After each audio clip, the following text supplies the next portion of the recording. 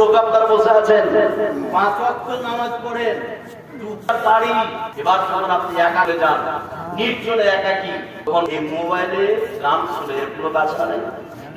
হাজার জুটছে যারা পড়তে দেখে, এদের আমরা ধ্বংস পেয়ে করে দিবে কে? আল্লাহ। এবার হাদিসটা বলছে যে কোরবান আপনি যদি কোনো লোক বসে আছে তাহলে আগে হযরত শাওবান রাদিয়াল্লাহু তাআলা আনহু তিনি বলছেন, শাওবান বলছেন